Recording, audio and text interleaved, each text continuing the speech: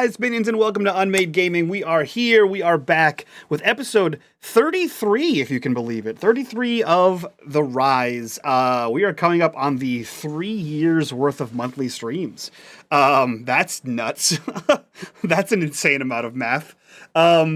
Cool. If you guys like what we do here and you want to support the channel like these fine folks, the best way to do that is over on our Patreon, link in the description down below. While you're down there, click on that Discord link, join us in the Discord, be a part of the community, be a part of the conversation. And as always, in the bottom right-hand corner, you will see the corruption bar. That bar serves two purposes. One is when that bar fills, I do horrible, terrible things like unleash plagues and stuff. And two, every single dollar that goes into that bar goes back to this channel for all kinds of cool things like lighting and editing and an assistant, and more games and more books and Kickstarters.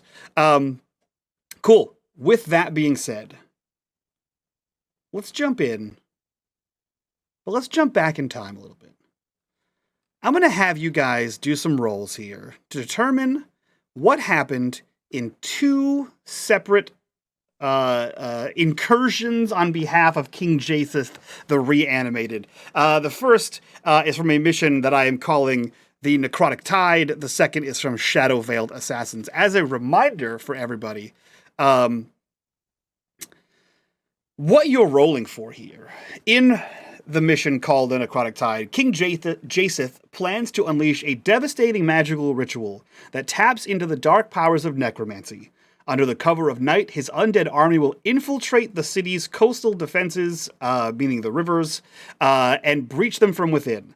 The players must race against time to find hidden artifacts fueling the ritual and stop the tide of undead before it engulfs Samora, resurrecting people from their graves, which you guys had set a certain amount of guards to defend the graveyards and do their best. The second being Shadow Veiled Assassins.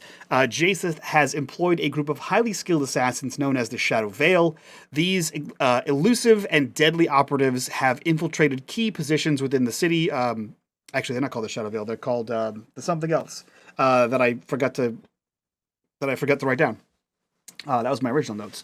They're called like the silence or something. There's something weird. These elusive and deadly operatives have infiltrated key positions within the city, waiting for the perfect moment to strike. The players must unravel the network of spies and informants, expose the assassins' identities, and eliminate them before they can execute their coordinated attack on crucial figures in Samora's leadership. So, you left those up to the Tranquil. That's what they're called, the Tranquil. You left those up to the NPCs. So, undead armies rising from local and royal plots, breaching them from within. Remind me, who did you leave in charge of guarding the graveyards and the crypts? I think that was what's his face? The captain. The Knights of Redemption? Rama? Faxus Rama. Oh, Faxus Rama, the guard captain. Yeah, guard captain. Okay. I'm pretty sure that was him. Okay. Anyone else? Korax did give them instructions for rites, burial rites, to try and send some souls to his best friend. Yes. Hell. I have in my notes that Captain Faxus Rama of the City Guard has troops deployed to the city walls, deployed to the cemeteries, and deployed to the escape tunnels, meaning he is very stretched thin. I have that Captain Darian Hargens, who has a total of 25 Knights of Redemption, 2 of whom were sent to protect Dreshen. The remaining 23 are around town. We also have Paolo Barbaro of the Red Serenity, Kieran and Derle of the High Shroud, and we have Sinwise Rider of the Vigorous Jackals, as well as one Mina Han of the Wexigund Caravan Guards. So you have deployed the remnants of the city guard around to the various plots around the city. Is there anything else you did, or let's say would have done, to defend the city from this incursion? Nothing that you can do personally, but things you can order other people to do. Okay, well, the 3 mercenary people were sent to the siege weapon. Yep. Okay. Do-do-do-do-do. The Wexy's guards were on standby, so they were back up Yeah, for and I whoever needed them. yes, and I feel like the redemption knights probably would have aided Faxus Rama if he needed. Okay. Okay, cool. So I will say, here's what I'm going to do. I'm going to give a difficulty number, and I'm going to give you a certain number of dice that you can roll against that number. So I'll give you a D4 for the city guard, and if you're sending Hargans and the Knights of Redemption to assist the city guard, I will give you a D6 for them. Mina, are you sending the Wexijun guards? No, they were specifically just on backup. Okay. The only thing that Mina had told Faxus was that he could be contacted if need be. They could pray to Mina to let them know. Right.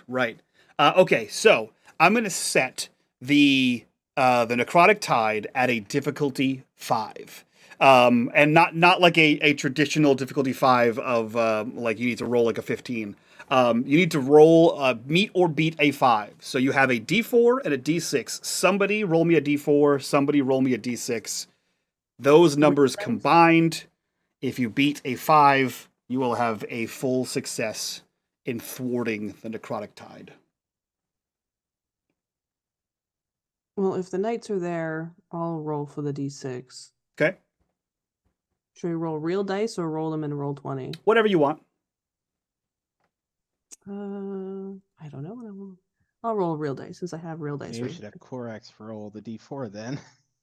Yeah, Because because of the Korax rights. has no skin in this game. City guard were his idea. That's fair. But Right. the rights were 5! Korex's idea. Beep, beep, beep, Probably. beep, Okay. beep. My knights. Oh. Add a 2 for the D4. Okay, so a total of 7. Korax, roll me, you know what, high or low? High, always. Roll me a D20.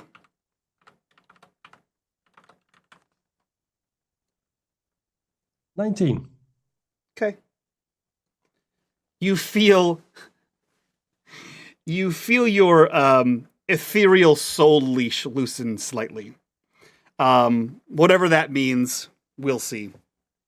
A difficulty Happiness 6. to Korax. Yeah.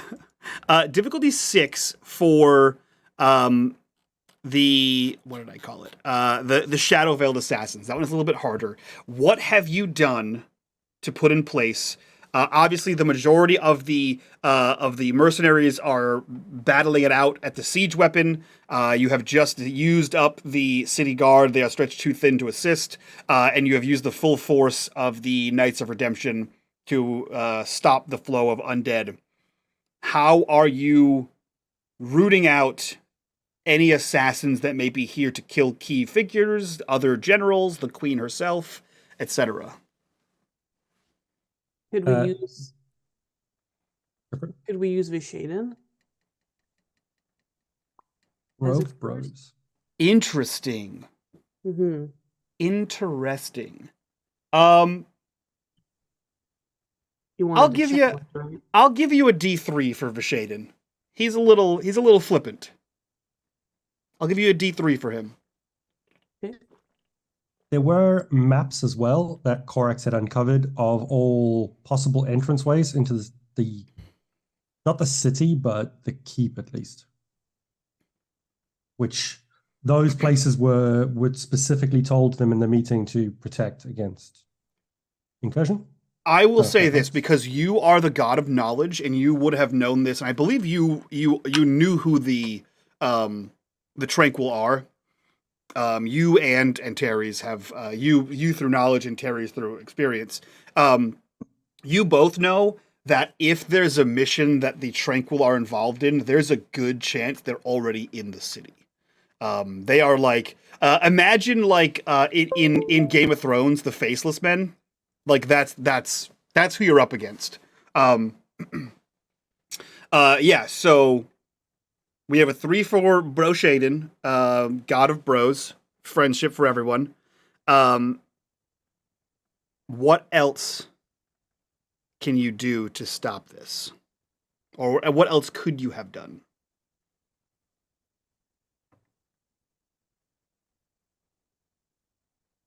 Well, the Queen's Guard, but I don't know what is that something? The Queen's Guard. Okay. I will give you. That's a good call. I will give you the use of the Queen's Guard prevents her death. But other key figures could still die. Someone said in the meeting, and I want to say it was Mina. It was either Mina or Seydlitz. Mina was a about cardboard the cutout. protocol. Yeah, So but cardboard Mina was amazing. Like, he was the best General Mina we've ever had. So what you're saying is we left cardboard Mina there to defend against the assassin. So it's an auto success. Yes, there we go. There We we left go. cardboard Mina as a decoy. All right, cardboard Mina is an automatic +1. So you have a D3 and a +1. So So Someone can said we just about- have a D4 then? Someone had said, Well, and it might have been Seydlitz, No, and if plus we one's had cardboard better 'cause it's Mina, automatic was basic about 1. looking for, looking out for anyone who was new or anyone who. I think that was I think me. it might have been with regards to Queen's Guard that if you don't recognize someone, or they're keeping an eye out for anyone that looks Yeah. different or anyone that was new, I think that they were was me who specifically did told that. Within Okay. like the last 2 months or something like that. okay. Yeah, it was in the last. Yeah, Okay. I will say a +1 for that as well. So far, you max out at a 5. You need a 6. So you either need another +1 somewhere or another resource die to roll this to see if, or just say fuck it and people die.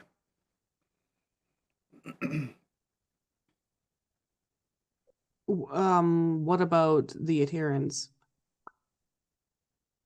Do they have warriors of that thing? Interesting. I actually think that Dreschen would be the best at rooting out spies since he's pretty much a sneaky bastard anyway. Okay. The adherents aren't big warriors compared to other people. So here's what I'll say: someone roll me a D3 in roll 20, or a D6 cut in half, and then someone else roll me a D6, and you have 2 +1s. Well, you two do it. either snowballs. But Yeah. All right, we got a 3. maxed. Mhm. All right, what am I rolling? Sorry, I got distracted. A by something. D3. Sorry. D6, I No. thought that was the Uh, second. I'm one. sorry, a D3 or a D6, either one. D6. You're rolling a D6, Matt. D6, and I just cut it in half. So a 1. So 4 + 2, 6 is the minimum required success. It is a close call. People die, but not people of significant title.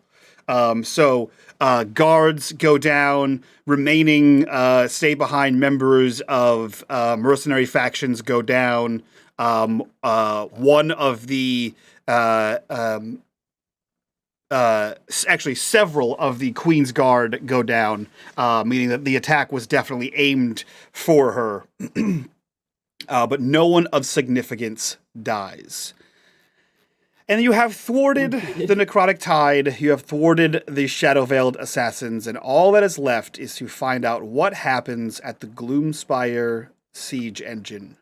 But that is a story for another time. So, with that, previously on The Rise. Surviving the impact of the explosion, but still having to contend with the after effects of the unknowable concoction they had just been doused in, our godlings fought hard to stop the Chrysarians. Ultimately proving victorious, their new task became figuring out what the enemy could have been dumping into the water supply and how to stop what had already been done. Trees were felled, rocks and sand were dug up, and ash was packed into a makeshift dam to act as a filtration system for whatever the Chrysarians had dumped into the river. They hoped it would be enough. You guys traveled downriver. You built a dam. You spent the night on the outskirts of the city, and you are headed back into the tunnels that you expertly exited from with a sample of the river water. This one good. Yeah. I don't think we spent the night. We just spent an hour. I don't think we spent the night. Oh, okay. I knew you took a break. Yeah. So it that was just long as enough so we could rest. that's fair. Yeah. So as night falls, with your sample in hand, you begin to wend your way back up the waterways and back into the city. As far as you know, no one is any the wiser of your departure or return to the city. What do you all do? We had all those boxes as well. Oh, All the crates we brought back as well. Oh yeah, shit. I didn't finish the rewatch, so we were carrying back what we could. Oh shit. That's Or actually true. meant to carry a box. That's It's true. uncomfortable. That's true. Yeah. Yeah, you have several crates of potion reagents.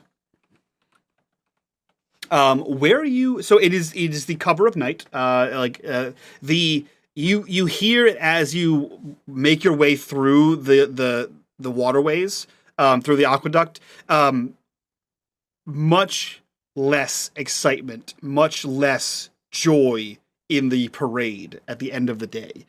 You can tell anyone who has any experience in wartime or with royalty, mostly just Antares, perhaps Seydlitz, who would have been around for the Troll Wars. You know that the Queen is doing her best to try to keep morale high, but it is waning. As a resource, it is waning. So you know that it is the end of the day. The sun is setting. The parade is marching down Avi's Road. What are the four of you doing? Where are you going? Okay, so have the attacks happened yet? Yes. Okay. So I guess we're gonna check in at the castle to see who's alive and who's dead. Great. Great. Perfect. Yeah. You guys wend your way through the city streets, past any revelers, past the parade, and up to the castle steps. You notice immediately that there are less royal guard.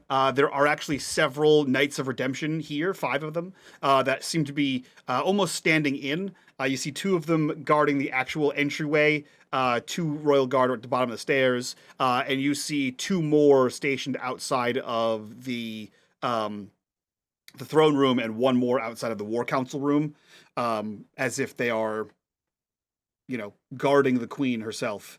You see the hustle and bustle is less hustly and less bustly in the city itself, but the castle specifically.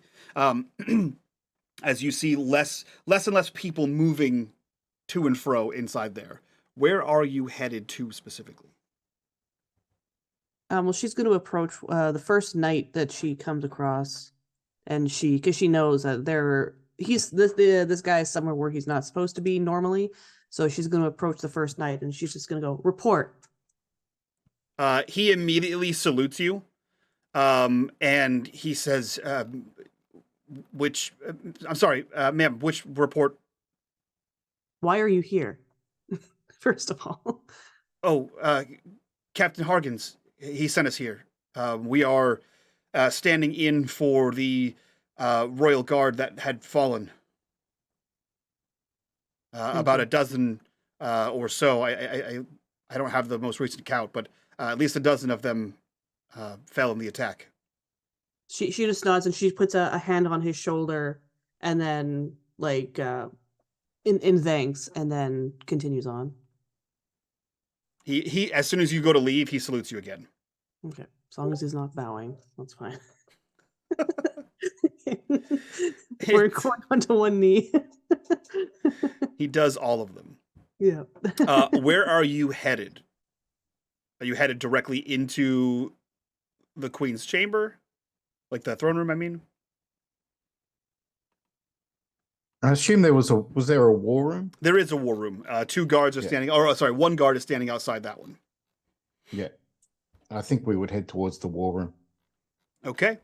You guys head towards the war room, and as luck would have it, you see the generals have assembled there.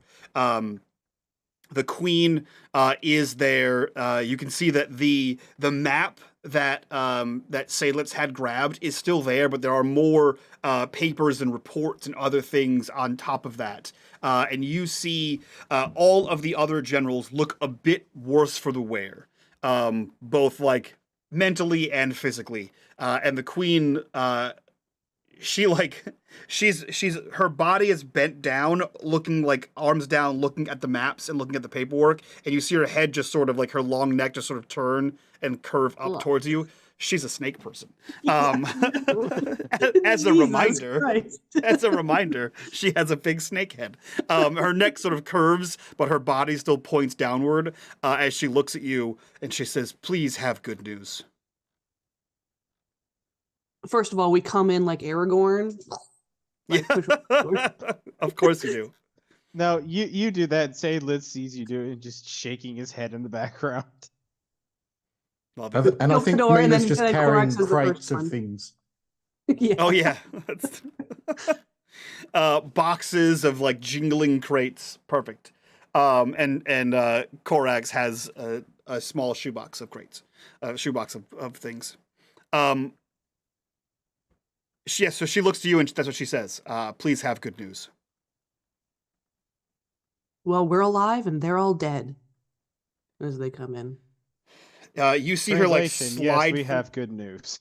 You see her slide some things across like the map, and she grabs a charcoal pencil and crosses off that area that you were sent to. She looks around and sort of just like exhaustedly waves her hand to everyone else in the room. You see Darian Hargens immediately snap to attention, and there's a second in his eyes where you can tell he wanted to bow, but instead he salutes you. And he says, "Ma'am, you're sorry. It still we survived the Tell me initial that, attack. Hargan. The initial attack. We survived the attack. No one of importance died. We did lose some good men. Some of the city guard, a dozen or more of the royal guard." The mercenaries have all suffered losses of anyone that remained, but we are here, we are standing. The morale in the city is worse for the wear. We don't know how much longer we can hold out this siege. How many nights did we lose? We didn't lose a single night. Very good. There's a bit of a grumble from from Paolo, Kieran, and Sinwise. Seydlitz steps to the forefront, up to the map, and just basically puts a hand down. It's like, "All right, everybody, update me on the current situation, please." There's sort of a like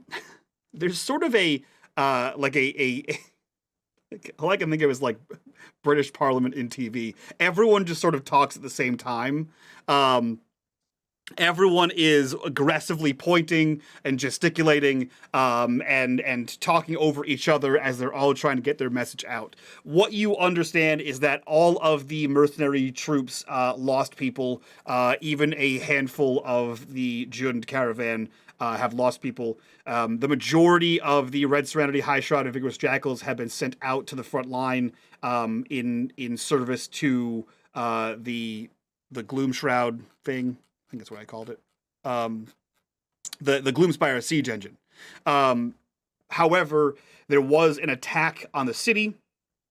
Some sort of spellcraft. They found implements around the city that were placed here. They have no idea when they were placed here, how they were placed here, or who placed them here. But there were devices, essentially what are ciphers, artifacts from the gods prior, all belonging to the three judges. Anyone who is an adherent or a fan of the old gods would know the three judges. So these are like gods of death, relics of theirs used to force resurrection in the city. Undead attacked in droves, but they were held off by the guard and by the Knights of Redemption. And while there was chaos in the streets, trying to secure civilians, fight back the undead, close graves, find the artifacts, that is when the Tranquil attacked. There was only a handful of them. They think they killed all 5 of them. They killed 5 of them, and they think that was all of them. But they did manage to murder their way through the capital and into the castle, but they were taken out before they could actually kill anyone of title or nobility. They have all since been dispatched. All graves have been put back to rest, and they also believe they have found all of the artifacts, but they don't know how many there were, so they don't know how many how many they have versus how many there were.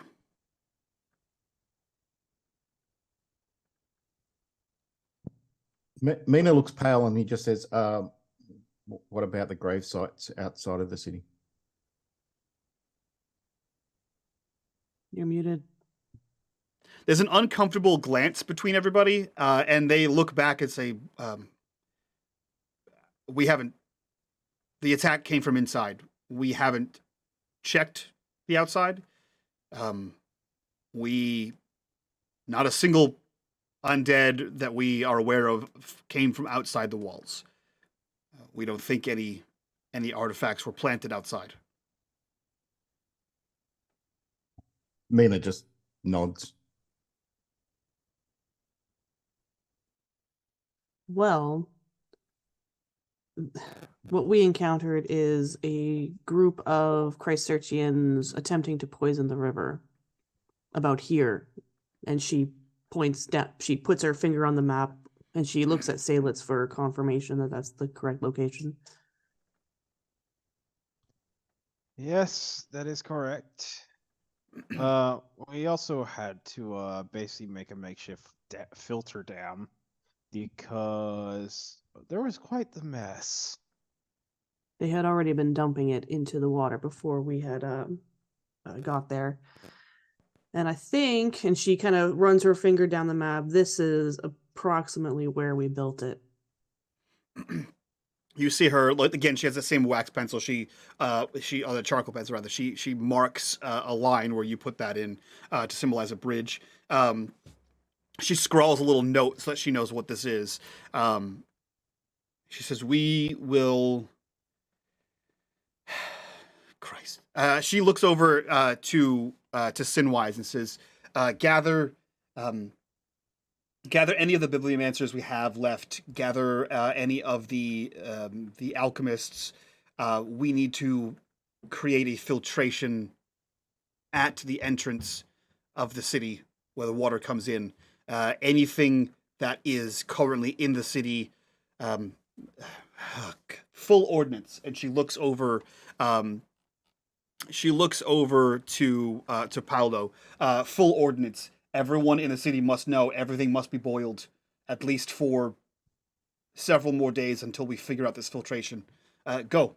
And you see Paolo and Sinwise both salute, nod, and they start to exit. Before they leave, she elbows Mina. Mina goes, ow. Mina has a sample that he took. Oh, that could help. And you see Sinwise, she walks over to you and she says, Is this it? Yeah, Mina pulls out the little jar that he took and just says, it was as pure as I could get.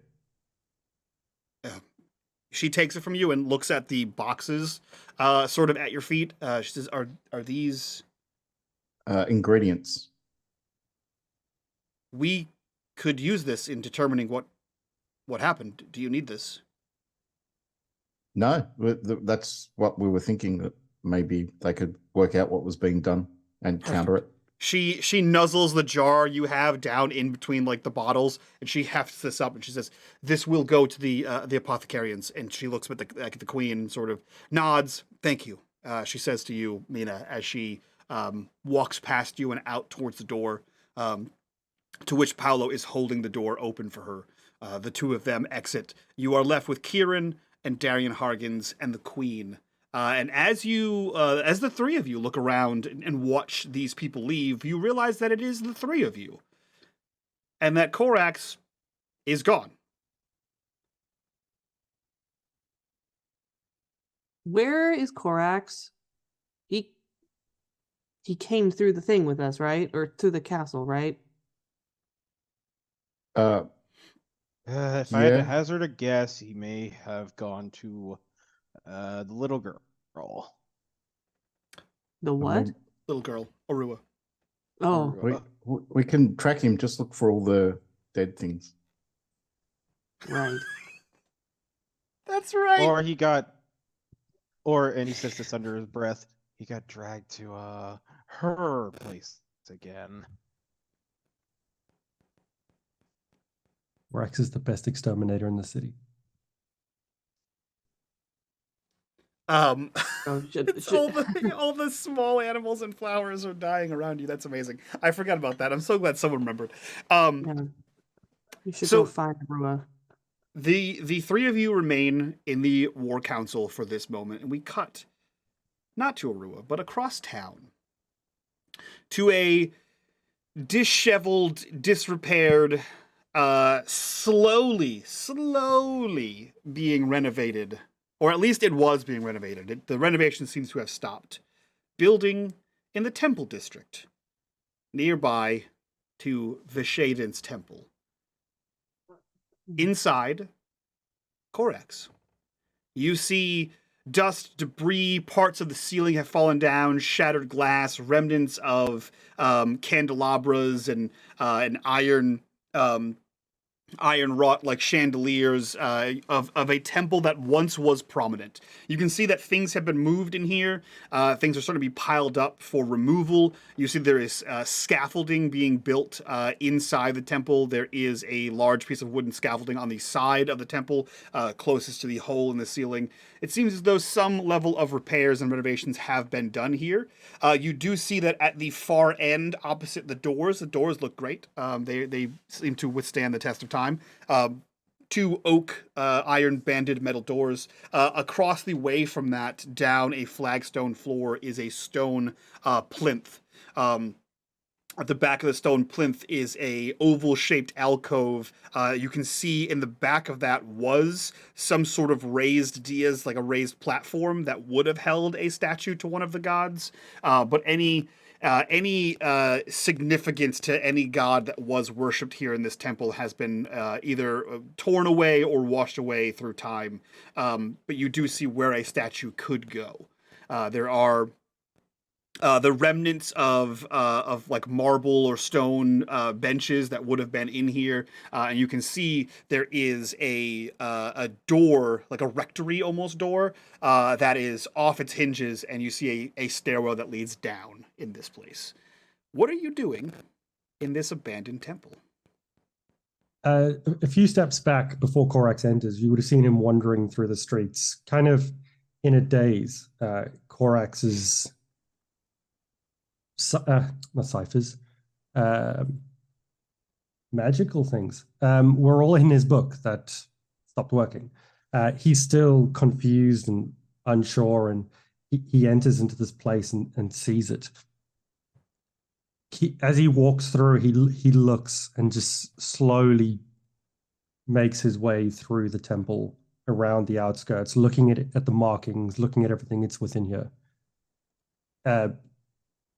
He will find benches or anything that he will break, and he starts putting together almost like a little shelf that sits, and he pushes it up against the back wall, digs in through his cloak, and he starts to pull out his books as he places his many books that he's got on him. He checks them over, flicks through a few pages and sticks it on a shelf, flicks through the next one as he starts the first library that's more public than the ones that are out there. He stops on the Book of Fate as he pulls that out, opens it up, flicks through the pages that he's seen 100 times, closes it back, pulls out the Bibliomancer book that he had put his, and I forgot the word now, divine shifts into, and he places that on the shelf as well.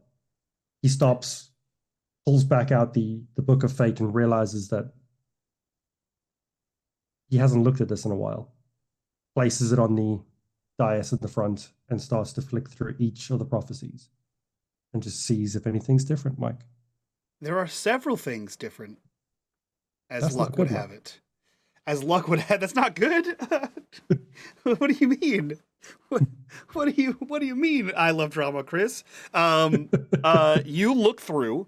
The first thing you notice is.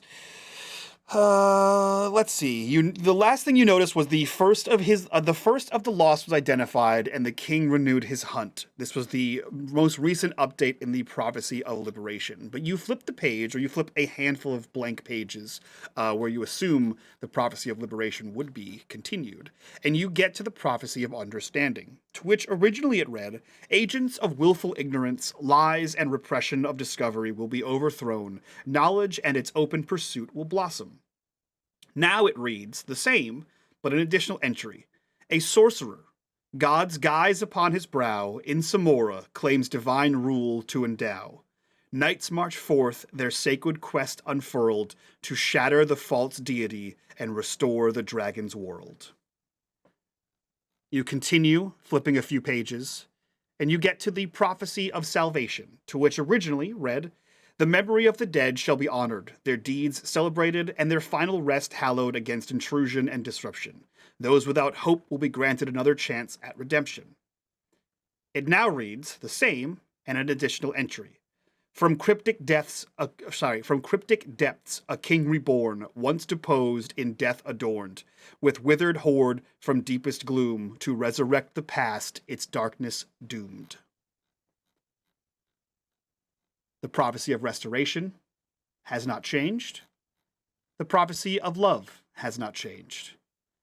The prophecy of ruin, however, originally, it read, "That which desires not peace but mayhem, not understanding but exploitation, and not prosperity but destruction, shall have its day. Without darkness there can be no light." It now reads the same, and a new entry. "Behold the queen's divine, enticing call, a mask of power, the king's fate to befall, yet those who dare, plagued by dreams profound, nods descent upon nightland, fate unbound." And that is all 3 new entries in the Book of Fates. What could they mean? I was gonna say, what does it mean? Not good things, Mike. What does it mean? Interesting. What is Korax doing as he muses over these newfound prophetic things? You note that they have... actually, you know what? Roll me an intelligence-based check. I want to say this is going to be comprehension of fate, also literacy it could come into play here. Maybe knowledge of godly beings could possibly stretch to fit that. But it's going to be a difficulty 6. Right, so knowledge of godly beings, difficulty 6. Eager to learn, which is trained in tasks involving something that when you're digging through old books to find law. Yep, I'll take that.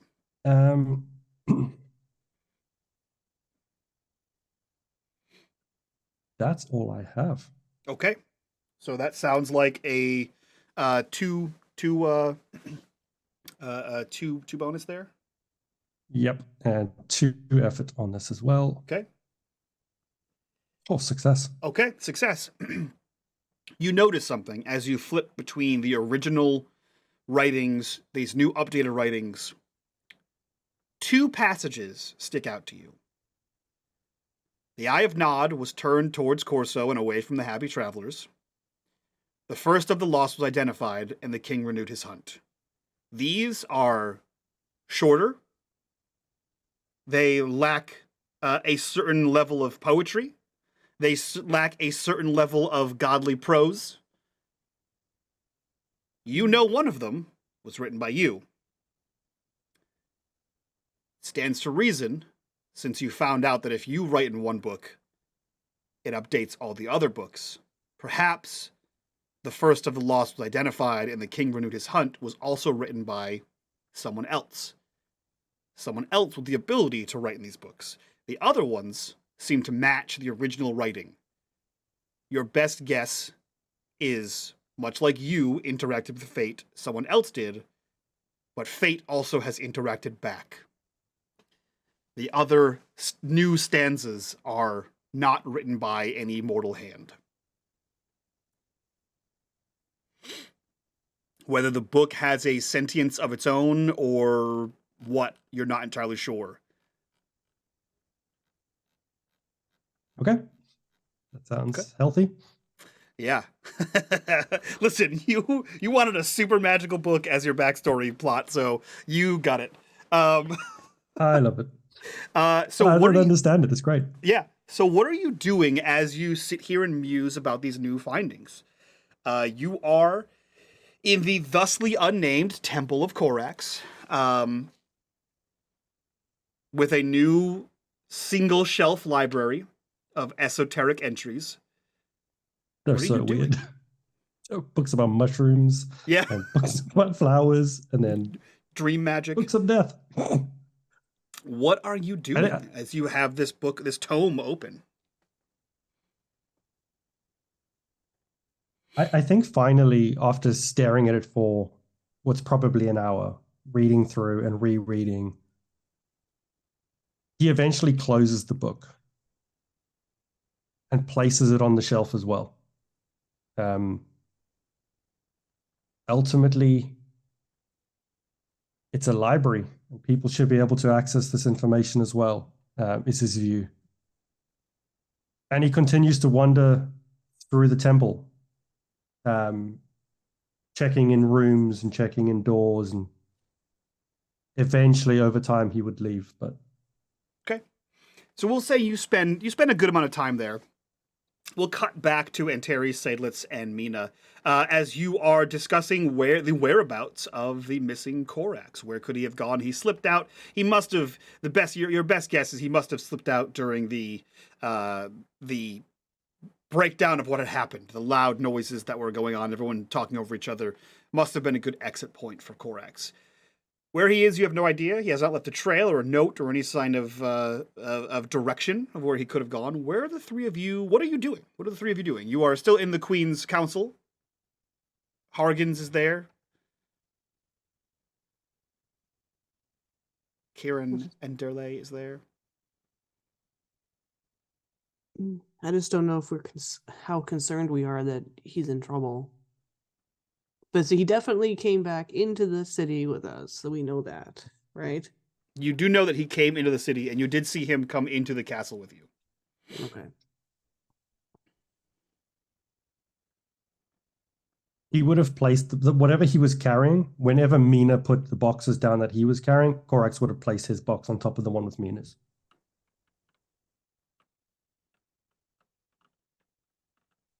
Well, we can go see Arua, see if he's there. He looked a bit shaken up. Maybe he's just gone to rest. It's been a long day. That's true. And he had to do lots of running and physical activities, so yeah, he might be sleeping. That is true. He was quite physical. Yes. He was all over the place like a son of a bitch. It's not important to get him now. We can always go get him later. She nods. Okay. Well, she looks at the queen. She looks at the queen and goes, "Okay, what now?" The queen looks at you, but it's like that, like almost glassed over kind of look, as if she's not really seeing you. And then she realizes that you're talking to her, and she says, "It is far easier to depose somebody from within, especially when you have the backing of the entire city, well, more or less." I don't know about you, but this is my first siege. Obviously, the troll wars were different. They attacked. They are just waiting us out, apart from the 2 skirmishes we had. If we launch an attack first, we have no idea what their numbers are. We have no idea what the death toll will be. But if we sit here and wait, they can and will starve us out. This is what's next. This decision I have to make. So I suggest you rest while you can. Speak with friends, family, and prepare yourself for what we all know must come next.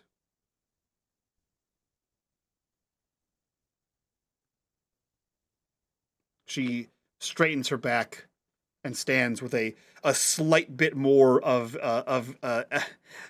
royal air, albeit exhausted. She looks to the 3 of you. She looks to Kieran and Darian, and she says, "You are dismissed." Mina bows deeply, turns on his heel, and heads out the door. Yeah. She doesn't bow. She just nods her head and then spins and will flourish out. Kieran bows after you nod your head, follows you out. Sorry, Darian does that. And then Kieran does the same. He nods his head and follows Hargens out, leaving Seydlitz the last person. Seydlitz, do you leave or are you staying with the queen? Seydlitz will turn to leave. Maybe it's best if we all just get some rest for the day. She looks to you as you're leaving and she says, "You have done well, all of you." Doing well doesn't mean we've ever done enough. No. And it never will. Rest while you can. And you see that she leans back down and begins musing over the papers in front of her.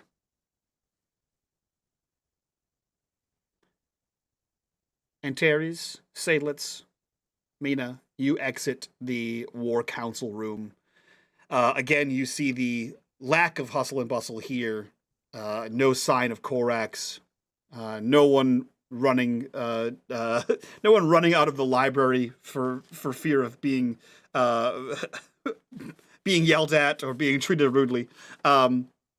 He does not seem to be in the general vicinity. What are the 3 of you doing? Where are you going? Who are you speaking to?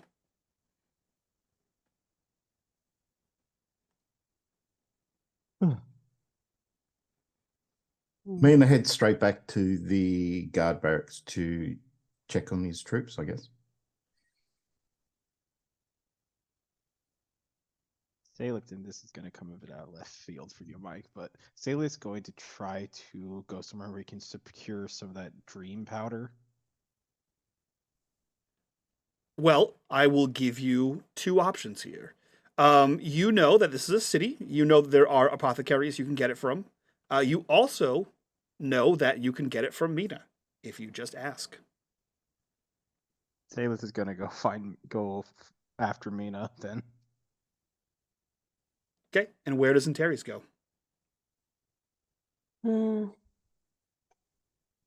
I think for a while she might just like wander through the castle like aimlessly. I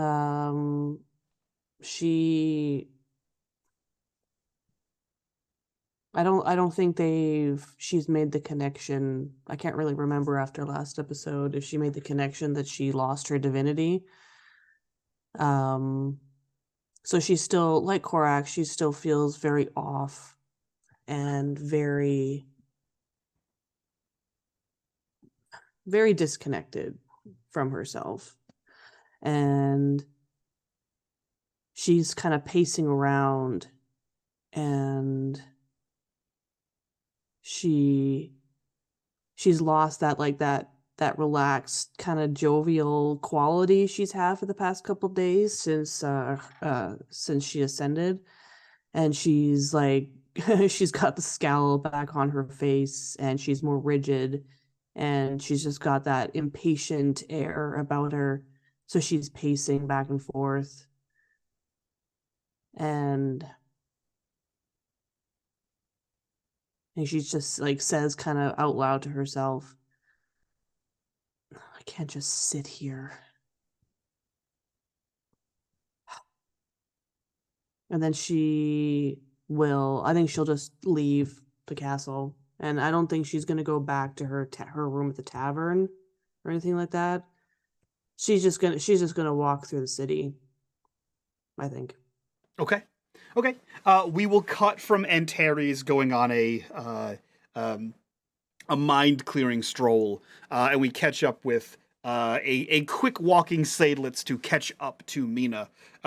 You catch up with him in one of the streets adjoining Avi's Road as he's crossing the main strip to head back towards the caravan district. Seydlitz, you catch up with him. He is walking with purpose in the direction of what you know to be his caravan guard. Hold on, Mina. I have a question.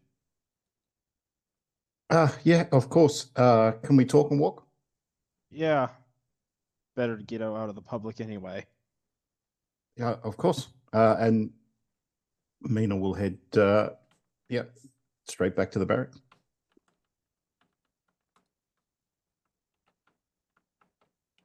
And once they get inside, Mina will go into Wexy's office area and invite Seydlitz in after him. Thanks, Mina. This is gonna seem like an odd request, especially from me. Yeah, I'll You do what I said can. you know how to navigate to get in and out of the dreamscape. You know, the King of Nod's domain. I had that spell the last time, but I don't think that works anymore.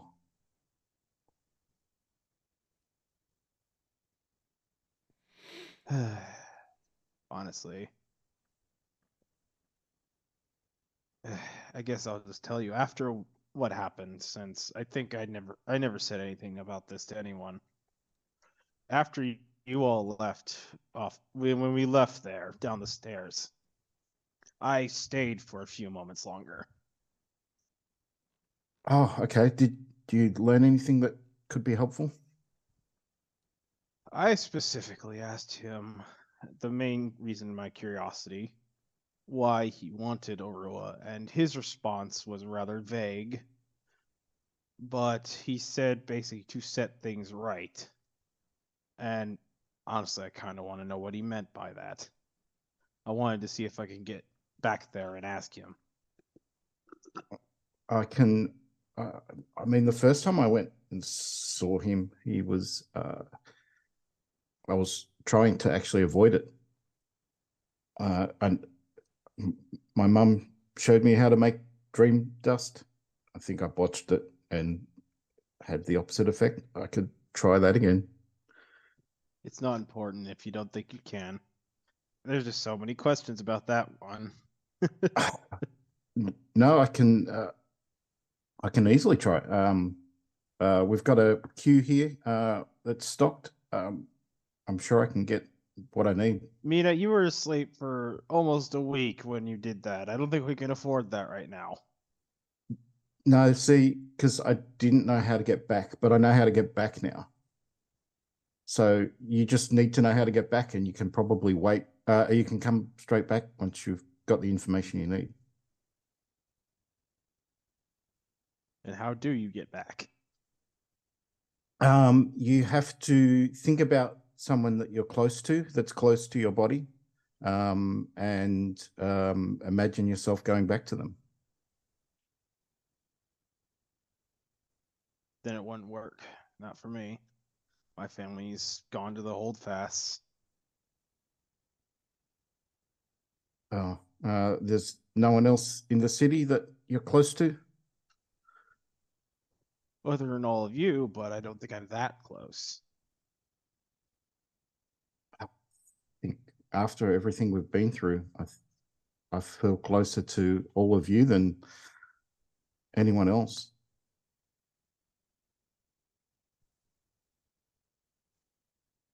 Seydlitz walks forward with a sigh and puts his hand on on Mina's shoulders. That's because you have no one else. I hate to put it like that. Yeah, Mina But- actually blanches at that. I And hate to just put it says, like this to you, but I have family. I know what that feeling's like. I don't know how. Obviously, your sister is. Well, we'll not talk about that one. but And I don't know anything about your parents. It wasn't family that I reached out to last time, and it wasn't any of you. It was Arua. Arua pulled me back.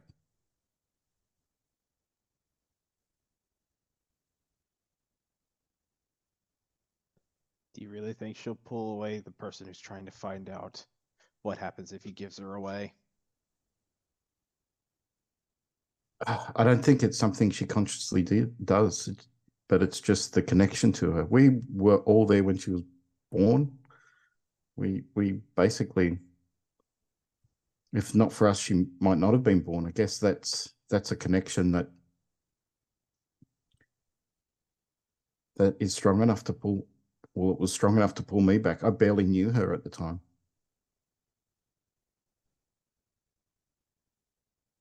I guess I don't feel comfortable with it then. Look, don't forget this conversation, obviously, but we'll save this for another time. Maybe when all the fighting's done. Yeah. Okay. I mean, sometimes people randomly go there. Have you thought about maybe praying to the King of Nod? Do you really think he'll want this old man there? I mean, if you're offering to give him what he wants, then I'm I'm sure not he offering, would. I'm trying to find out information. And would you be okay with that? Finding out information, yes. But giving him what he wants.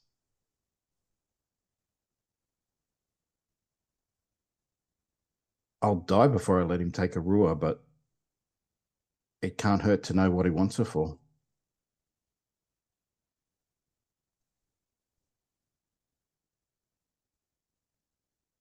This would be so much simpler if we had the head of the dragon with us already. Yep. I think that's probably would be a nice thing to have. Maybe. Well, I'm gonna Maybe- go home and Okay, lay down on my bed. Yeah. Though it's gonna be a sad, empty house. And Mina looks around at the office and goes, well, you're welcome to stay here. I'm good. Thanks for the offer. Okay. Seydlitz turns to leave. Mina says, oh, one second. And Mina just salutes Seydlitz and says, it's an honor to serve with you. Seydlitz like takes the hand and puts the tip of his hat and nods at him. He doesn't do the whole saluting thing.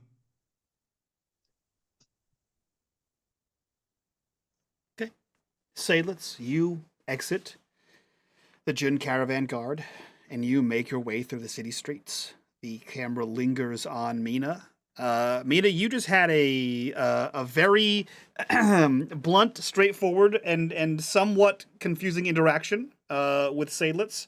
At least the most honest and revealing conversation you've had with him, probably ever.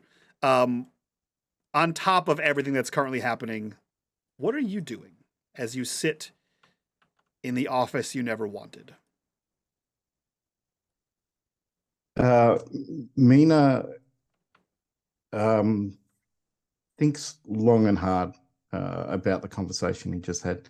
Less about what Seydlitz was trying to do and more about the fact that Seydlitz said that Mina doesn't have anyone. And he grabs his gear and grabs two of the guard and says, "Come with me." And he heads back towards the exit entrance that they use to leave the city. Okay. You grab two city guards or two Two of Wexy's guards. Okay. So you grab two of the spearwomen, and you march out towards the portcullis that left you out of the city. Where are you headed? Mina is heading out of the city and to the grave site of Wexy to check that no shenanigans happened with her grave. Okay. You head out of the city. You see the... He'll leave the two guard to activate the portcullis for him. Gotcha. You see that they are, they're not going to question you. You are new leadership. You are who you are. You are apparently some divine being. And you are one of the generals and their boss. So it is too much to question you, but you can see that they are both uncomfortable as they lead you, or you lead them, to a hidden exit from the city. They stand guard as you exit the city under cover of darkness. You make your way around the walled city to a, not incredibly far away, but to a small hill atop which a tree stands and a monument to Wexy's father. The grave looks undisturbed, except for aside from the time of day, it looks almost exactly how you remember it. You can almost paint the setting sun in the scene where she spoke with you about her father, where she showed you the grave. This is the first time you've been there since Wexy died. What are you doing? Mina just kneels at the edge of Wexy's grave and he just bawls his eyes out.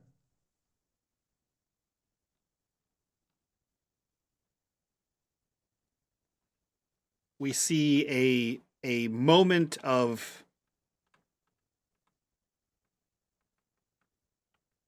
feeling, just unrequited feeling.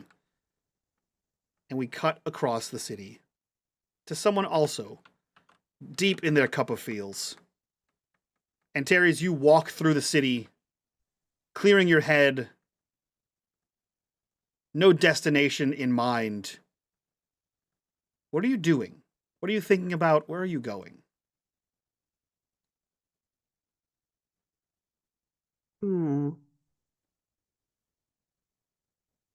Yeah, she's just walking and keeping an eye out on things, her hands resting on the hilt of her sword. And I think as she's walking, she passes through where passes the street that would lead towards the temple district, and she stops and she looks down and she sees the adherence temple down at the the main thoroughfare. Mm-hmm. And she turns and she heads that way, and she's gonna go see if Dreshen is around. Okay. She did send some knights over there to make sure nothing happened to him, so yeah, she's gonna make sure that is still happening. Okay. You make your way over to the Adherence Temple. You walk inside to what looks like a normal church. You know that the left-hand side is the guest barracks, so to speak, where you once slept, where Arua and Stephanie once slept. and you see the door on the right-hand side, which you know leads to essentially an empty audience room, and you know no way to get beyond that point. There are the two Knights of Redemption. They are sat in the stone pew, the first stone pew, one on either side of the main aisle.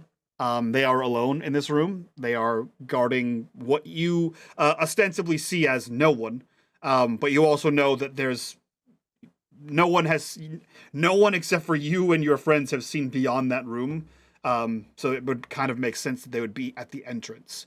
As you open the door and walk in, you see both of their heads turn towards you, and as soon as they realize who it is, they snap to attention. They both salute you, and they both sort of cast glances back and forth like they think they might be in trouble, as there is no one in this room.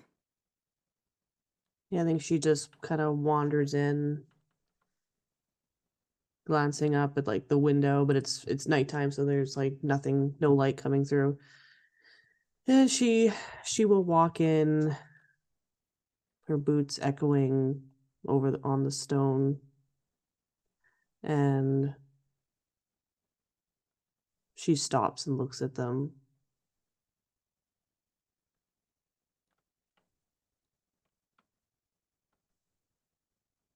Is he here? We believe so. Have you seen anyone since you've been here? We spoke with him. There were people here. We spoke with them when you assigned us this duty station. They retrieved him. He is aware that we are here. He has told us to stay where we are, and we have done so. Every few hours, they bring rations and food out to us, but we are not permitted to go beyond here. They said we could rest, and he motions over to what you know to be the barracks, but we're not permitted anywhere beyond this area. So we think he's as far as we know he went through that door, and he points to the opposite door. She just nods, and she will walk towards that door, and she's going to open it.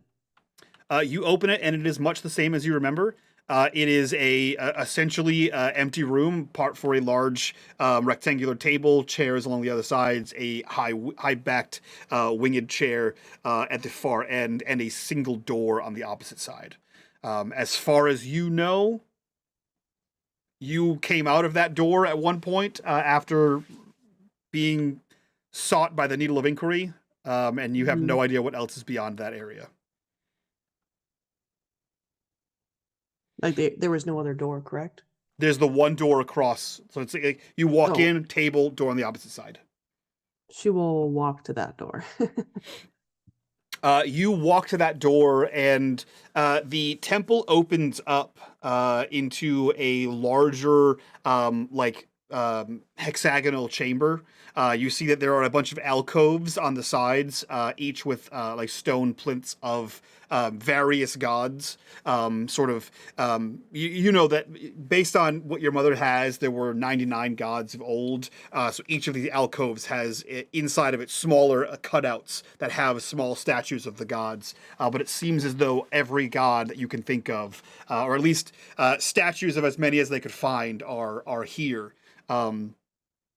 Sort of echoed through, and you see that there is a large, like an 8-pointed star in the center of the room, and in the center of that is a spiral staircase down. This room feels similar in shape and size to the room where the Needle of Inquiry chair was in the dead center of this, but you know that the dead center of this room seems to be a staircase. You're not sure if this is the same room or not, but that is what you see, a staircase leading down. You see a number of very plainly dressed attendants. They seem to be wearing like browns and grays in like almost a frock, kind of like almost like a monk's habit kind of thing, as they are cleaning and taking care of this space, dressed simply looking like parishioners. Do they react to her being there at all? You see each one of them slowly looks towards you, not like in a simultaneous creepy way, but they all look up towards you and then they continue back to their duty. Okay. Um. Yeah, let's go down the staircase. Okay. You make your way down the staircase, and again, this opens up into a far bigger space. It's like not exactly a vaulted ceiling, but it is like 10-foot high ceilings with columns underneath here. This seems to be some sort of underground. It is like, it's not like a cavern, it's like bricked up. And you see that there are hallways that spider off of this area. You see people that are not dressed. They're dressed in sort of plain clothes, like what you would see in the city. You see that there are a handful of people in leathers, similar to yours. They all also take notice of you, and no one stops you. They continue going about whatever it is that their business is. No one seems to be coming up to you. No one seems to be stopping you from going anywhere. You are free to move about the cabin. Yeah, she'll just pick a direction left, and she's just gonna walk and see what she can come across. Okay. You continue walking around this place. Again, you see people in various states of prayer, in various states of conversation. You see what looks to be like barrack-style rooms, individual-style rooms. There are meeting rooms. You see there are a large room that is full of training dummies. You see a small library in here. It seems as though this is a fairly sizable organization, despite what the upstairs gives you as misgivings. Eventually, you walk around here, and there are people that see you, and there's whispers between people noting your presence. But again, no one stops you. And eventually, as you just sort of wander with no true direction, you hear someone call your name. And Terry's. I am told you are looking for me. She turns and looks. You see Dreshen. He looks completely different than how you remember him. What you remember is even in the meeting with the Queen, he looked slightly different, but now he looks completely different. He is it's like he lost 10 years. He seems like the grays and the like the bedraggledness of his hair and unkemptness of his beard seems to have been smoothed away. Some of the color has returned to his hair. He stands far more upright. There's less of a hunch in his back. He doesn't seem nearly as addled. He doesn't when he said your name, on Terry's, it appears as though you're looking for me. There was no stutter, there was no hesitation or sound of weakness in his voice. And as you turn and like take him fully in, he is not dressed in a drunkard's rags of what you've known him to have. He does have your sword, the sword you handed him, still by his side, but he is dressed in like not exactly fine clothing, but nice clothes. And you can see at the neckline and at the wrist line that he's wearing something underneath his clothes. Your guess is some sort of armor, a light, tight-fitting armor. And he stands up and he walks over to you with no slowness, no limp, no sign of age.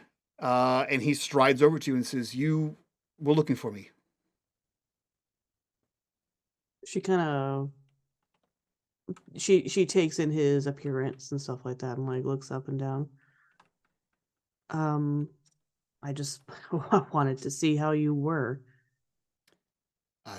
I'm given the circumstances, I'm as fine as I guess I can be. I understand that you are working directly with the Queen. How General and Terry's, as all turns out. I have heard. I have heard.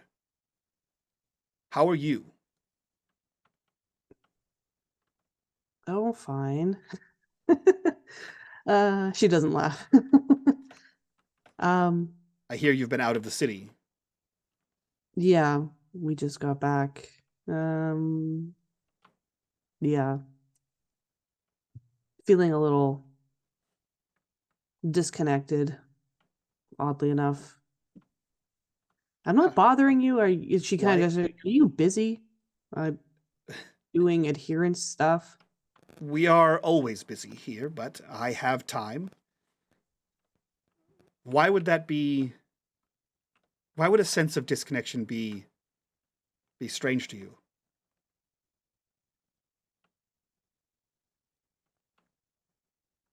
I hadn't felt, I was feeling good over the past couple days.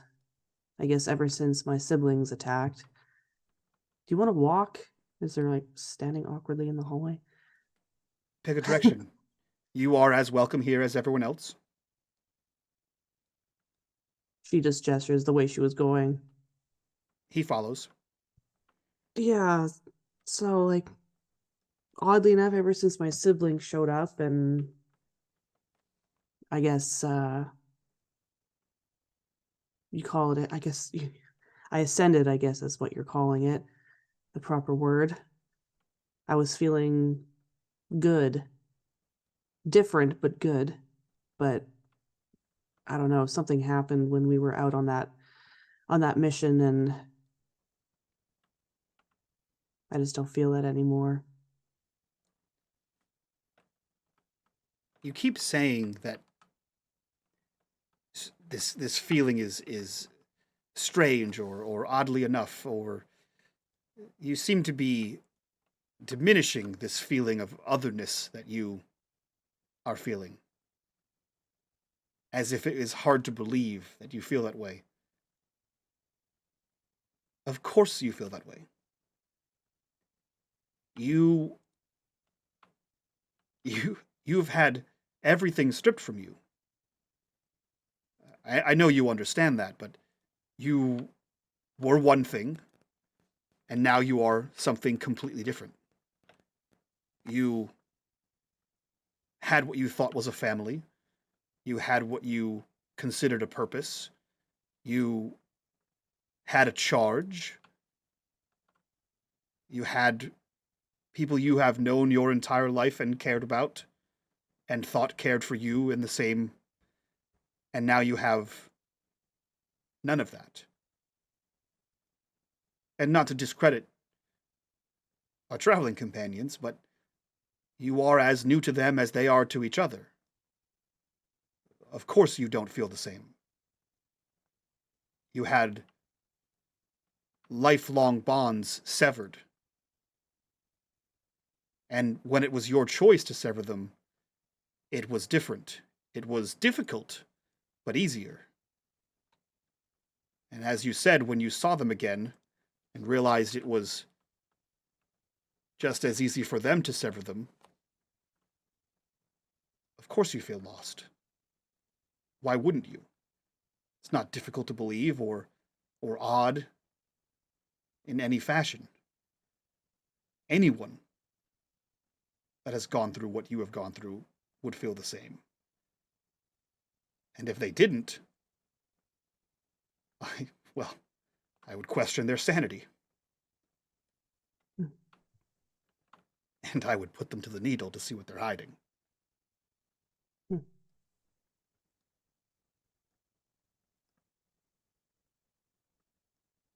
Yeah, I guess when the thing is that when I ascended, I felt like I was more me than I was before, if that makes any sense.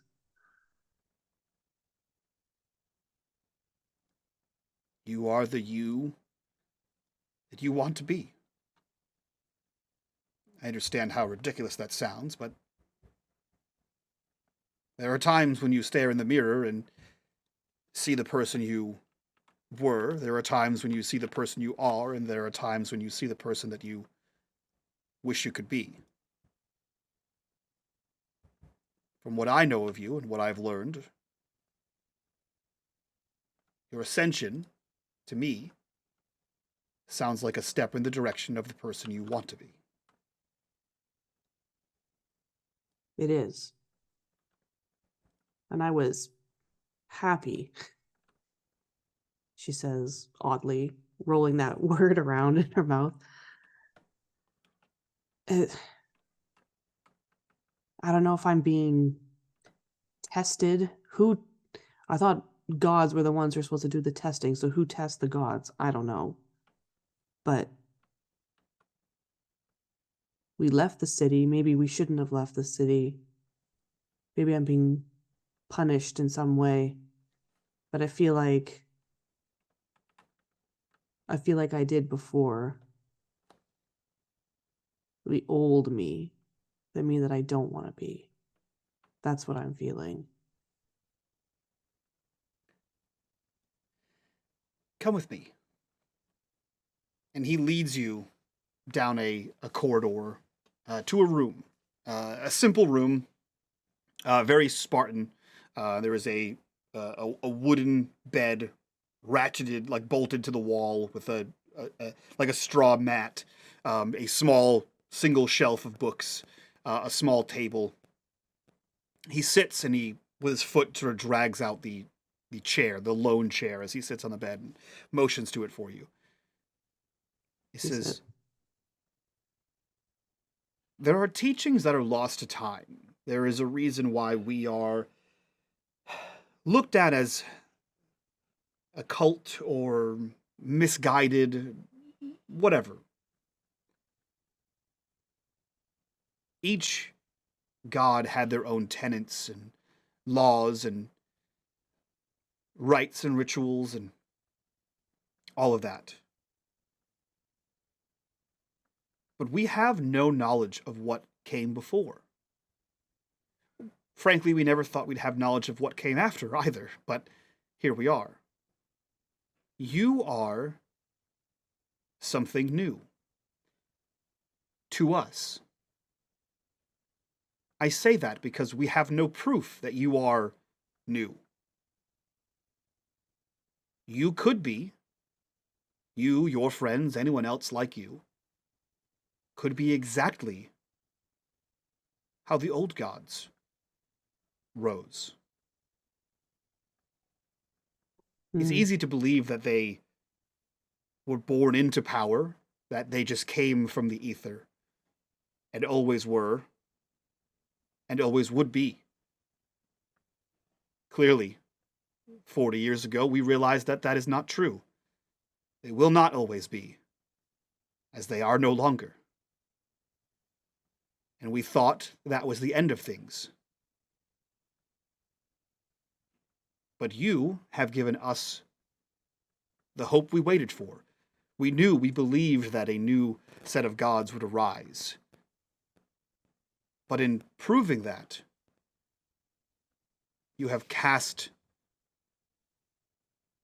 I wouldn't say doubts, but you've cast a shadow on what could have come before the 99. Were they once mortals like you and I? Did they rise? Were they tested in the way that you were being tested? And if so, who tested them? Where do your powers come from? If your power is not given to you by one of the gods of old, who has the power to do so? As you said, who tests the gods? You are... I would love to look at you and say that I know what's happening, but I don't, and I never will. You are ascending. You are still, as far as I can tell, a mortal. There are trials and tribulations for all heroes in time. And just because you have the powers of the divine doesn't make you any different. You are on a hero's journey.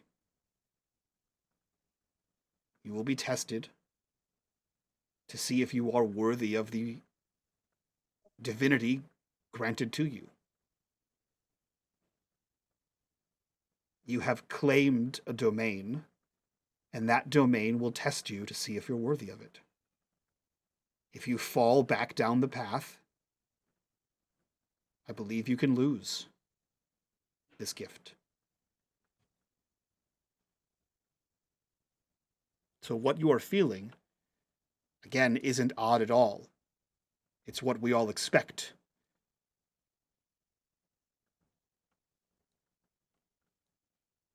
I think he notices like an air of fear come to her when he talks about her failing and her losing.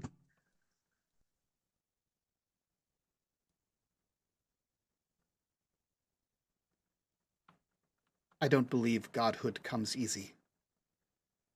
And if it did, I don't believe followers would come easy. I suppose that makes sense. What do you know about the King of Nod?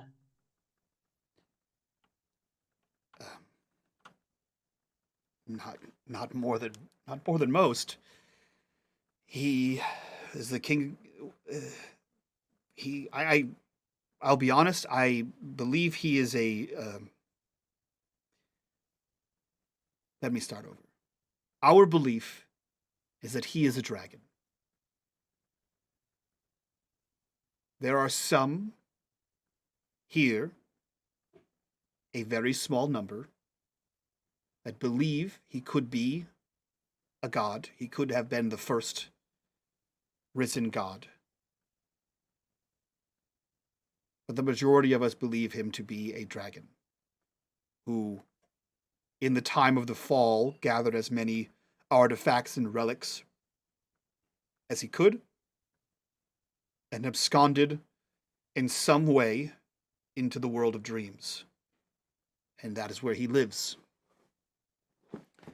We believe he has a vault of these artifacts, and these artifacts are what give him the immeasurable power that he has. I believe he is of comparable, if not greater, power than Nulemriel herself.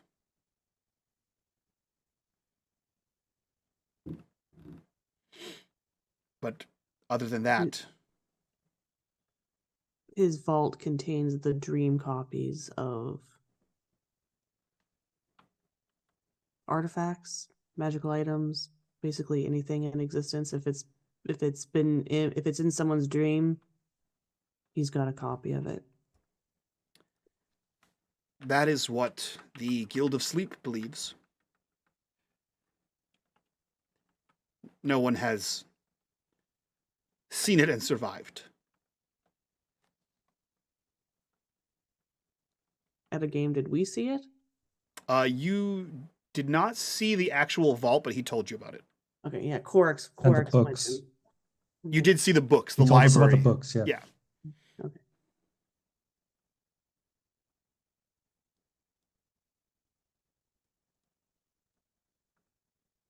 What if I told you he told me something?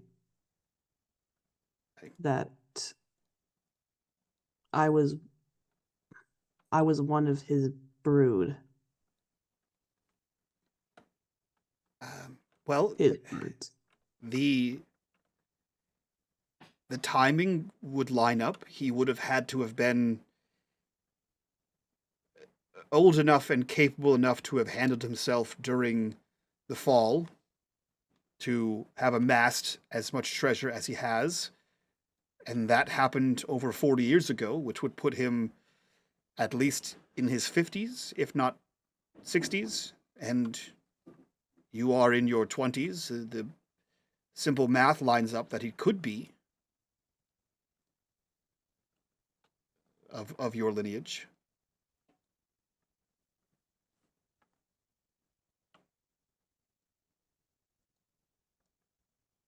And he is still after Arua.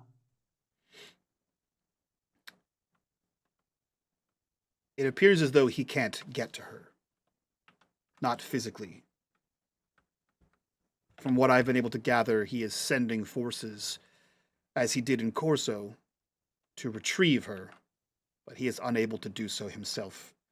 I believe this is the safest place for her, for the time being.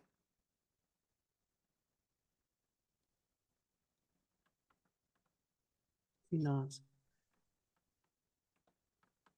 Right. Well,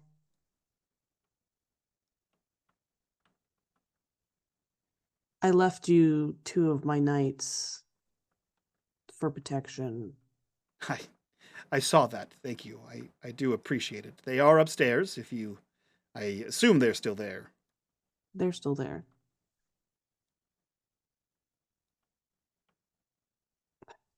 And she'll stand. Well, thank you for taking the time to see me. You sat through the needle. You said the words. You are as welcome here as anyone else. Oh yeah, I totally forgot. You are an adherent. It is not my decision to permit you entrance. But if you need anything, you know where to find me. And given your newly found status, I do apologize for the deception. She will give him a smirk and look him up. So, are you actually 58 or no? Oh, yes. I was here before the fall. I'm just not an adult old fool incapable of holding his own. Yeah, she she grins apparently. I can tell. The adherents has their own way of doing things.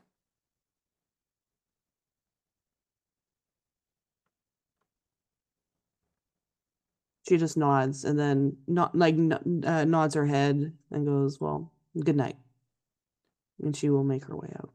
He nods to you, and you hear the door close behind you, and you kind of realize that that was his room.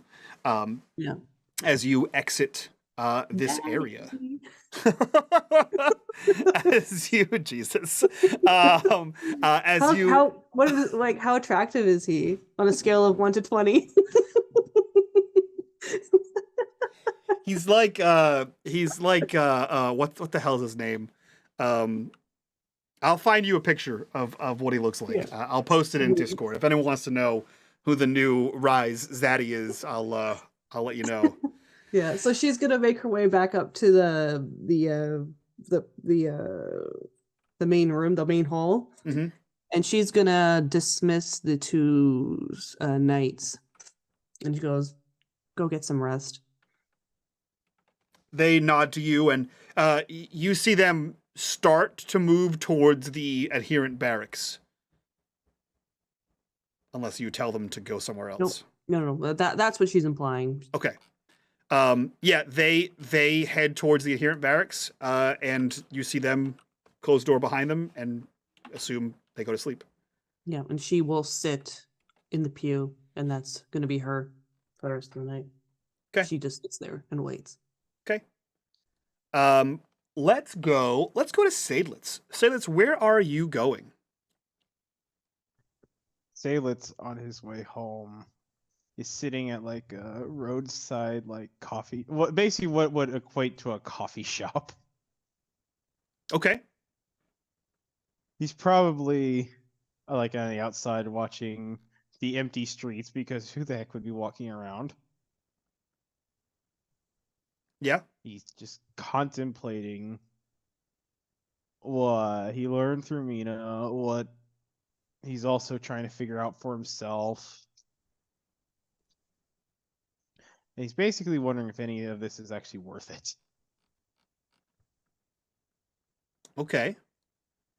The going to Nod worth it, or saving the world worth it? Becoming a god worth it. Okay. Okay. Interesting. You sit at this shop, this tea shop, this coffee shop. A few people pass by. It is well into the night, but there are still a handful of people kind of meandering around the city.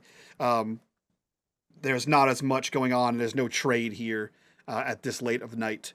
But you see as the torches light across various parts of the city to illuminate, and slowly the last vestiges of people leave the streets and head to their respective homes, and you see the candles and lanterns in shops and buildings go out, and you can see the stars overhead. As you kind of sit in quiet contemplation. What has Seydlitz questioning his motives?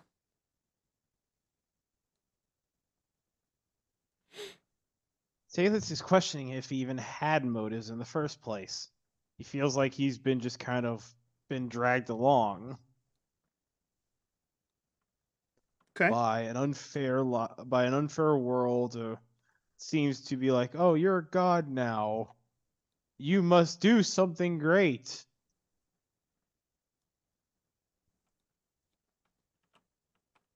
Okay. Interesting. And he's contemplating with himself. It's like this. Basically, he's having the deep thought of, what after? Once all this is done, it's like, what after?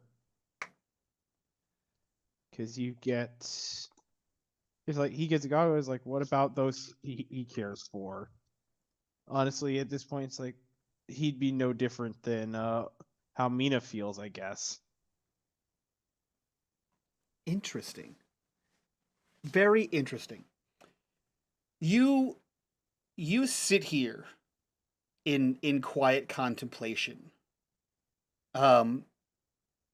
Sort of musing on what could happen. What does it mean to be a god? What does it mean for those that are important in your life? What does it mean for those that come after? What does it mean to truly ascend, and what do you do once you ascend? Where do you go? Do you still walk among the people? Do you still get to live the life you had before?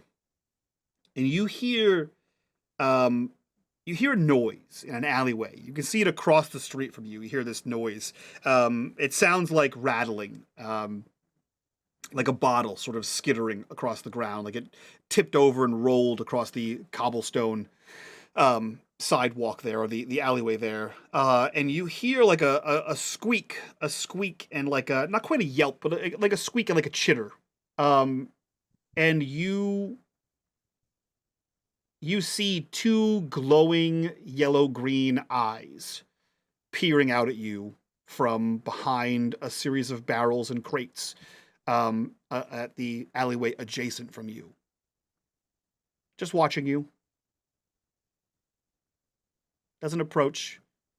You can't quite make out in the darkness what it is exactly, but you just see these two yellow-green eyes, maybe 3 or 4 inches off the ground, staring at you.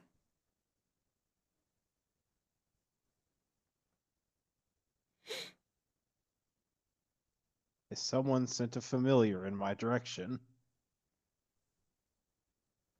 Do you say that out loud? Yes.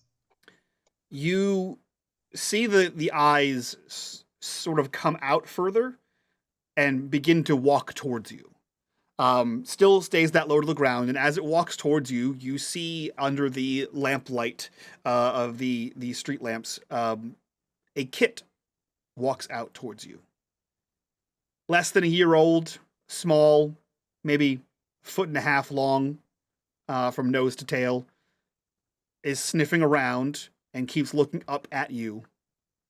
How it got in the city, you have no idea. It should not be here. It is far from any forest that it should be traveling in, but it sniffs its way across the street and it walks over to you. What do you do? If Seydlitz has like a half-eaten sandwich, I guess, and he'll take the rest of it and just kind of lower it down to the ground and just put it down next to him.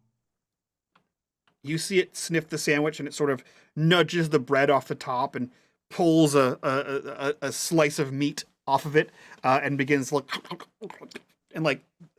flopping it down its gullet as it is wont to do. It scavenges what's left of your sandwich, and then it just sort of sits, paws center, tail sort of curled around it, and it just looks up at you. And you remember your journey into the forest. You remember the deep creatures. You remember the bear, the fox. You remember that you have been privy to things not seen by mortal ken in ages past. Perhaps the creatures you stumbled upon were older than the old gods themselves. Perhaps they predate these primordial beings, predate these divine beings. And you realize that this, in reality, is probably just a fox. Separated from home, separated from pack, but still innocent and playful, and just as much of a fox. And something about it, you could shoo this creature off and let it fend for itself. You could escort this creature back to where it belongs. You could keep this creature and make it subservient as a pet. Or you can protect this creature. And all creatures like it. And you realize that it may not be the answer you were looking for, but as a man of the Afterworld, as a hunter, these are the powers you have over the lesser creatures of the world. As a god, these are the powers you have over everyone else. You can let them fend for themselves. You can guide them back to where they belong. You can make them subservient, or you can protect them. That includes the ones you love, the ones you don't, the ones you care for, the ones you could care less about. But the same ability you have as a hunter over the animals is the same powers you have as a god over mortals. It's all about what you choose to do with these powers. Seydlitz kind of pushes back the chair, stands up, and looks down at the creature and is like, "Do you know your way home?" It sort of cocks its head towards you, and yelps out, like it barks out a fox scream, like a little. You see it look around, and you look around where it does, and obviously from its perspective, everything is so much bigger. But everything is surrounded by walls. In fact, you know of only 2 entrances in and out of the city that are safely unguarded. He could have slipped in through a portcullis somewhere, through one of the main gates, perhaps, or he could have ridden on one of the caravans and just sort of was a stowaway. Come on, Obviously, you it doesn't little thing, answer Let's you. get you home. Where do you take this kit? Seydlitz goes to make sure the map's right. Seydlitz goes to one of the entrances that he knows of towards his way out, and he's going to go off once he gets there towards the deep forest. Okay. And not a word to anyone else. Okay. Are you headed out of the city? Are you trying to get out of the city? He's leading the little one home. Does that take you outside the city? Yes, sir. Okay. You head out the exit that you used to head towards the stream, and you make your way around close to the wall, hiding in the shadows, to this forest. It takes, at your pace, it takes not quite an hour, but a good 30, 40 minutes to slowly wend your way around the city walls, being careful not to be seen. You make your way over to the edge of the forest. Do you lead him in? Yep. How far into the forest do you go? As far as he does. Okay. You begin to lead this kit through the forest. You see him sniffing around at roots, a bush. You see him pull a few berries off of the bush. He roots around in the dirt, digging his nose into a hole you know to be most likely a snake hole. And it continues under root, over branch, and headed into the forest. It scampers about 15 to 20 feet ahead of you, stops, and will always look back over your shoulder, over his shoulder at you, as if waiting for you to catch up. It continues through the forest, and you realize as you're walking through, you hear no sounds other than you, the crunching of your boot on the ground, the sound of the kit ahead of you. There are no birds, no bugs, no sounds, no buzzing, nothing like that inside this forest as this kit wends deeper and deeper into this. And it scampers ahead a good 20 feet, stops, gives you one last look, and scampers faster forward. And you see in the direction that it is going a soft orange-yellow light. And though this is a different forest than you were in last, you recall this soft orange-yellow light before, when you saw the massive kitsune creature. You have a good inclination that, despite being a completely different forest, this is that same creature. As the kit quickly scampers in the direction of that, outpacing you. Do you follow it, or do you return home knowing that it is safe? Seydlitz will approach. Okay. To make sure. You slowly approach, and as the branches and brambles sort of move out of the way, you see a clearing.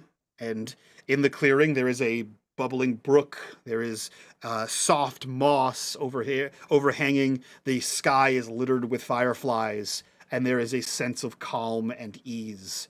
And you see this glowing gold, yellow, orange creature towering above you. Sort of curled up tails around it. And you see foxes playing at its feet. Its glowing golden eyes sort of set on you.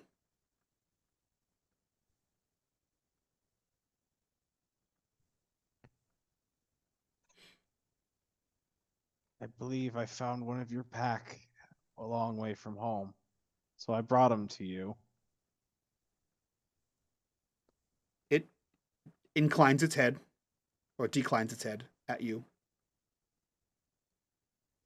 But I guess that's really all I can do as a mortal man. Ugh. You see the creature's tails begin to like spin up, and you see it lift off the ground and walk towards you. And your head comes to like the bottom of its knee, of its front knee, and it walks towards you and stops a good few feet away. You see it bend its neck down, so that you're essentially eye to eye with this thing. And with its snout, it pushes you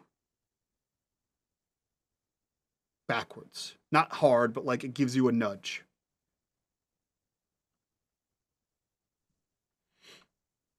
I understand. You want me to leave now? It nudges you again and takes a step forward. Seydlitz turns around and starts walking back. But as he leaves, he kind of mutters under his breath, "For only if you could speak, maybe you could tell me about a time before the gods." You begin to walk back towards the city, and you realize that the sound has not returned, but that warm glow is still around you. And though you can't hear it, as you like look behind you to check that clearing, the warm glow is all around you, and the kitsune is following you.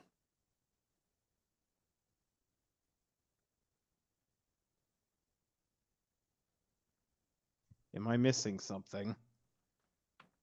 It stops, puts its head down again, and nudges you in the direction you were going.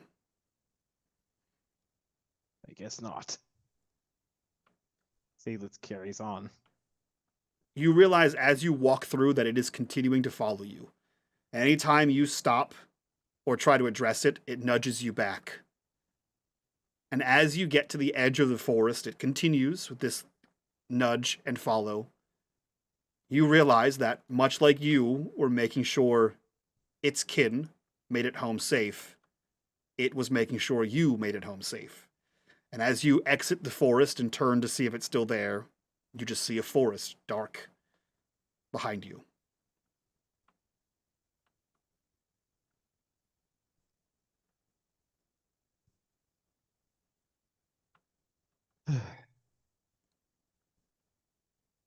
Man, why do I get to put up with these odd things while no one else does?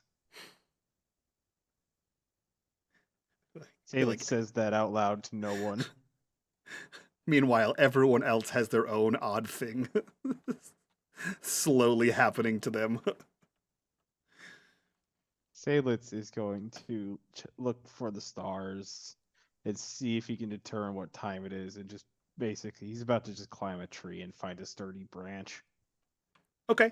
It is probably like 2:00 in the morning. It was dark when you got there. You guys had some conversations. You wandered around the city. It's quite late.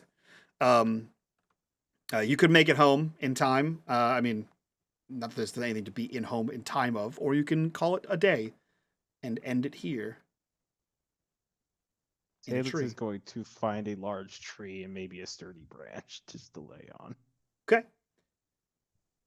We cut back to the Jund caravan guards. Mina, where are you and what are you doing?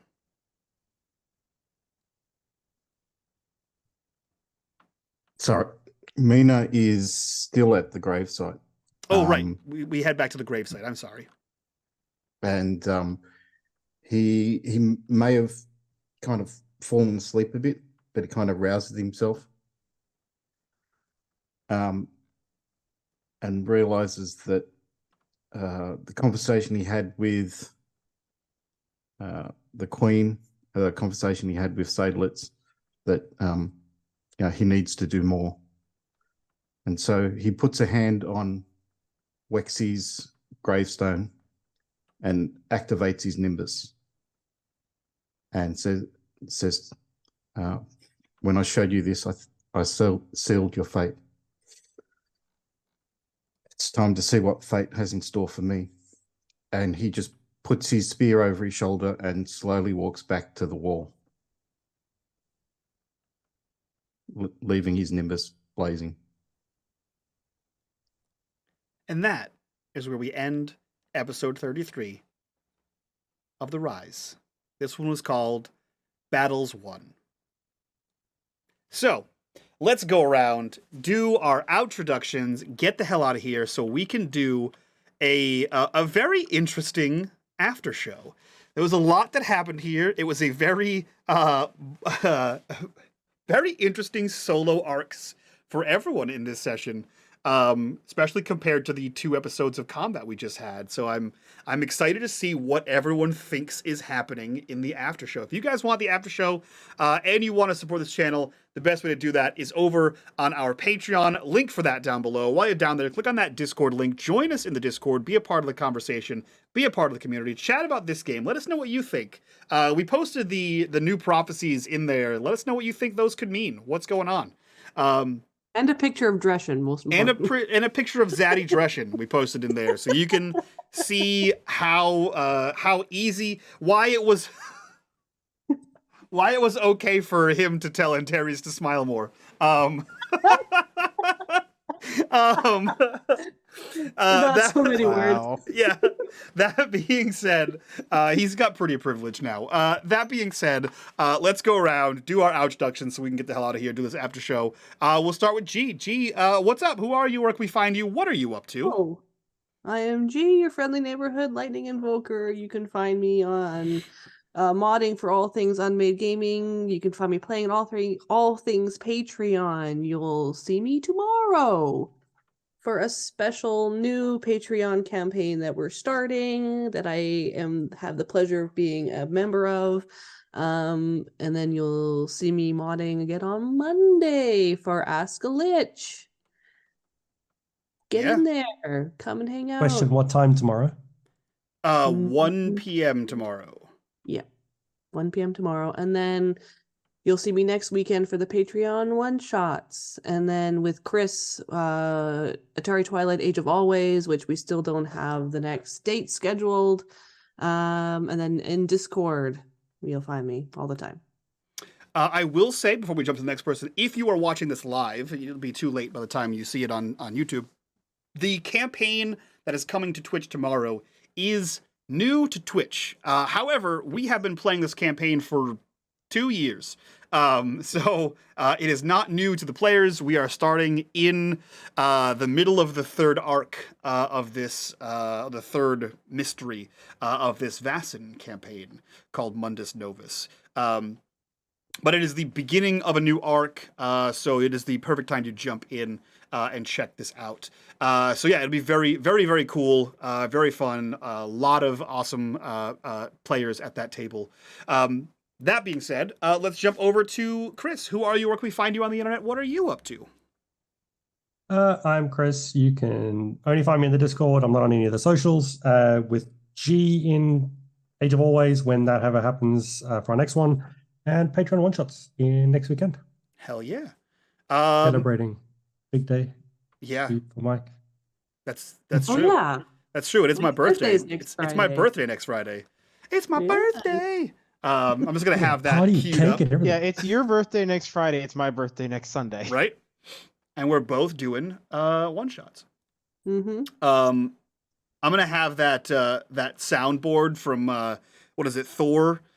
Yeah, right. Where it's it's my birthday with the little fireworks and shit going off. I'll have that queued up. Norm, who are you? Where can we find you on the internet, and what are you up to? I'm Normal Snow. You can find me in the Discord, in the Patreon one-shots next week, and generally that's about it. Hell yeah. And last but not least, Matt, who are you? Where can we find you on the internet, and what the hell are you up to? I'm Matt or D. You find me on the Discord, nowhere else, because I despise social media with a passion. I get it. And you will find me here in the Patreon campaign. This one. I don't know about the other one. This is the first I'm hearing about it. Yeah, this is for a different level of the Patreon that's been going on for a while. It was the offline one that's now going to be online. Yeah, it's the higher level than us. Yeah. level.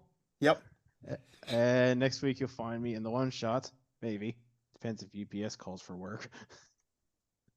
And traveling across the continental United States, as is my job. Hell yeah.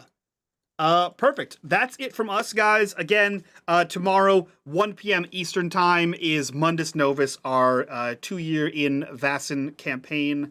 And Monday, 8 p.m. Eastern, is our 4th session of Ask a Lich. We get a lot of good questions in there. If you haven't caught up on the older episodes, they are on our other YouTube channel. So go check that out. It's linked on our YouTube. It's linked in the Discord somewhere. I'll get a new link up there. Go check that out. It's really cool. And if you have any questions for us, feel free to tweet at us, hashtag AskALich, or in our Discord if you have any questions, or in the comments of this video on YouTube. That being said, that's it from us. We will see you guys next time for more Rise as we see what happens with these demigods and their various circumstances and their various doubts and moral quandaries. That's it from us. We'll see you guys next time. So from all of us to you, bye-bye. Bye.